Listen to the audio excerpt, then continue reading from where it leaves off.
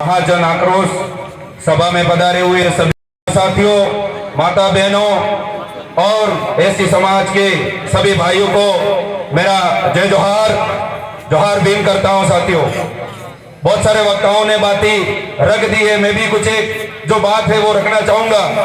हमारे पूर्व वक्ता राष्ट्रीय सदस्य मांगू दादा ने जो बात रखी, उन्हीं की बात को कंटिन्यू करना चाहूंगा मैं कि आज एक बात तो याद दिला दी कि कभी कभी नहीं निकलता है, पर हमें भी वो दिन याद आ गए जिस दिन हम हॉस्टल में पढ़ते थे और कई शाखा में जाकर के यही वाला सैल्यूट मारा करते थे। तो वहां से टूटने की वजह जो थी, वहां से निकलने की जो वजह थी, वो बहुत सारी रही है। वो बहुत सारे लोग जो आरएसएस के अंदर रहे होंगे उनको पता होगा, पर जब से आदिवासी परिवार की जो विचारधारा आई, उससे जुड़ने के बाद में जब आज से पहले हम लोग दूसरों के अंदर कमी निकालने का काम करते थे, वो कमी हमारे समाज के अंदर ढूंढना शुरू किया, तब जाकर के इतना बड़ा आज कारवा खड़ा हो गया। मेरे भाई, यहाँ पर एक जो मंच बना है उसके माध्यम से कहना चाहता हूं कि यहाँ पर जो हमारा समुदाय है वो किस तरीके से लड़ाया जा रहा है। भीलों को ग्राह्य के सामने करके लड़ाया, हमारा सुपड़ा साफ हो जाएगा, उनको ये पता है। पर ये चीज आपको जानने की जरूरत है मेरे भाइयों। यहाँ पर बैठे हुए ग्राह्य भी है और भील भी है। मैं उनको कहना चाहता हूं, आप आदिवासी परिवार के नाम की जो जाजम है उसके नीचे आकर के बैठिए और आंदोलन करिए। वहां से जो आपको इतने दिन तक, इतने सालों तक जो लूट रहा था, उसके खिलाफ भी गुल फूकिए, तब जाकर के आपका जो आपके ऊपर अत्याचार हो रहे हैं, अनगिनत अत्याचार हुए हैं, उसके लिए आप न्याय ले सकोगे मेरे भाइयों। मैं मोटे मोटे तौर पर आप भाइयों को बात करना चाहूंगा। ये जो लिखा हुआ है उसके ऊपर आदिवासी महाजन आक्रोश गोविंदा, यहाँ पर गोविंदा ही नहीं, बैनर के माध्यम से यह कहना चाहता हूं कि आदिवासी महाजन आक्रोश भी प्रदेश होना चाहिए। और वो यहाँ पर बैठे हुए लोगों से कहना चाहता हूं, भाइयों से कहना चाहता हूं कि आपके अंदर जो आक्रोश है वो ऐसे मरना नहीं चाहिए। वो आक्रोश है, उसको इतना तेज करिए अपने अंदर कि आने वाला हमारे पास 3 से 4 महीने रहे हैं, उसके अंदर हमारे आक्रोश को इस तरीके से दिखाना है कि जो व्यक्ति कालकी बाई की हत्या हुई उसके खिलाफ आवाज उठाने में सक्षम होगा, उस आदमी को आपको विधानसभा भेजना है। ये बात आपको तैयारी करनी पड़ेगी मेरे भाई। मैं आपसे सवाल पूछना चाहता हूं, आपको यह कहना है कि हम करेंगे या कोई जो आज जिनकी दुकानें खोल रखी है वो लोग करेंगे, आपको तय करना पड़ेगा। मैं सवाल पूछना चाहता हूं कि आपके घर के अंदर जो छोटी बेटी बेटे हैं उनकी शिक्षा की बात कौन करेगा? हम करेंगे तो हाथ खड़ा करके आपको बोलना पड़ेगा। हमारे परिवार के अंदर जो बेटे बेटियां हैं, जो बच्चे हैं, उनकी शिक्षा की बात कौन करेगा मेरे भाइयों? हम करेंगे, ये करके आपको वो करना पड़ेगा। हमारे इलाके के अंदर पढ़े लिखे युवा जो बेरोजगार है, आज जो डिग्रियां लेकर के बैठे हुए हैं, उनकी शिक्षा की, उनकी नौकरी पैसे की बात कौन करेगा मेरे भाइयों? हम करेंगे, आपको करनी पड़ेगी। और हमारे पीछे जो हमारे साथ अनगिनत अत्याचार हो रहे हैं, कैसे अत्याचार? जैसे ये लोग कहते हैं कि ऊपर नीचे का, यहाँ पर ऊंच नीच का भेदभाव है। मैं याद दिलाना चाहता हूं, जिस समय महाराणा प्रताप जैसे आदमी के ऊपर आंच आई थी, उस समय हमारे इस इलाके का मूल बीज और मूल मालिक राणा पुंजा भील खड़ा हुआ था। उस समय ये युद्ध हो जाने के बाद में एक जो चिन्ह बना है, जो शायद मेवाड़ का राज चिन्ह कहते हैं ये लोग, एक तरफ तो राणा पुंजा भील खड़ा है और एक तरफ महाराणा प्रताप खड़ा है, उसको पकड़ करके राज चिन्ह को। उससे क्या समझ में आता है मेरे भाइयों? क्योंकि इस जमीन के, इस इलाके के और इस राजपाट के हम आधो हाथ के मोल धूल के मालिक है, यह दर्शाता है उसके अंदर मेरे भाई।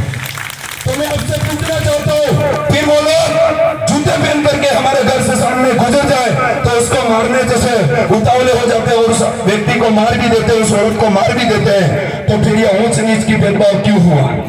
क्योंकि भीलों को ग्राह्य के सामने ला करके कोई भी बात पे लड़ाने का काम किया है, और ग्राह्यों को भीलों के सामने और आदिवासी बनाम आदिवासी करके हमें लड़ाने का काम किया, इसलिए हम कमजोर हो गए मेरे भाई। हमें सोचने की जरूरत पड़ेगी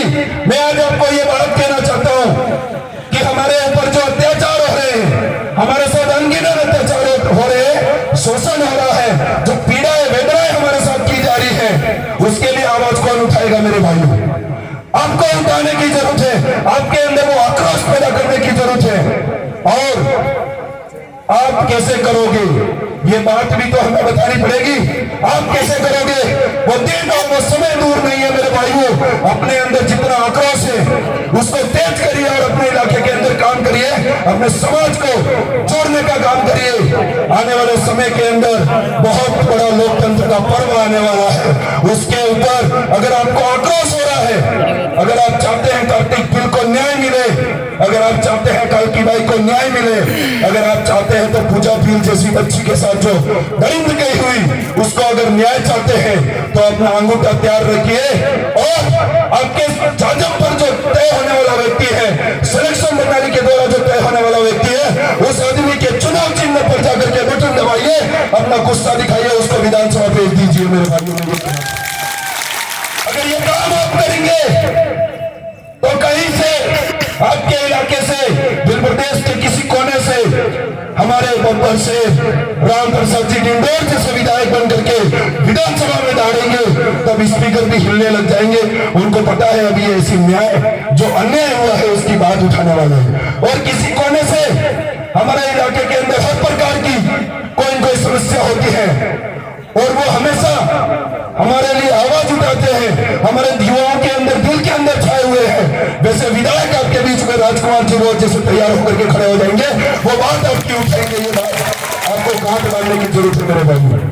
मैं पूछना चाहता हूं आपसे, सवाल खड़ा करके जाना अपने दिमाग के अंदर और हमेशा काम करते रहना। मेरी शिक्षा का और मेरे पढ़े लिखे भाइयों को जो बेरोजगार है और हमारे पुरखों की बचाई हुई जो जमीन है उसके ऊपर हमारा पूर्ण मालिकाना हक कैसे कायम हो और हमारी जल जंगल जमीन कैसे बचे। अगर ये चाहते हो तो अपने समाज में जो तय हुआ व्यक्ति है उसको विधानसभा में भेज देना, उसके लिए दिन रात मेहनत करके विधानसभा भेज देना, वो हमेशा आपकी बात उठाएगा, आवाज उठाएगा। तो समय भी खत्म हो चुका है, पर एक ही बात फिर से दोहरा रहा हूं कि हमारे यहाँ पर शेरों को, जंगली जानवरों को बचाने के लिए एक बहुत बड़े प्रोजेक्ट का प्लान किया जा रहा है। उसके अंदर कई सारे गांव विस्थापित होने वाले हैं। मैं तो ये कह रहा हूं कि हम तो ऑलरेडी जंगल में रह रहे हैं। अगर आप जंगल को विस्थापित करोगे, अगर उन गांवों को खदेड़ने का काम करोगे, तो हम जो शेर है, जो जंगल में रह रहे हैं, वो कहां जाएंगे बताओ। अगर हमने ठान लिया कोई कबीला छोड़ करके हमें विस्थापित कर रहा है, हमने अगर गोविंदा जैसे बाजारों में आना शुरू कर दिया, तो आपकी पामड़ा पोटली बांध करके, ठामड़े ठीकरे बांध करके आपको निकल जाना पड़ेगा। इसलिए मैं कह रहा हूं कि हम जहां पर बचे हुए हैं वहां से खदेड़ने की और छेड़ने की भी और आंख निकाल करके देखने की भी जरूरत मत करना, वरना आपके बनाए बनाए मेल है ना, वो ठामड़े ठीकरे वही रह जाएंगे और आपको छोड़ करके जाना पड़ेगा। ये यहाँ से कहना चाहता हूं। आप शेर को बचा रहे, आदिवासी को विस्थापित करते, हम भी शेर हैं। अगर जिस दिन हम विस्थापित होने लग गए, उस दिन अगर हमने गुलाम कर दिया, धन्यवाद, आवाज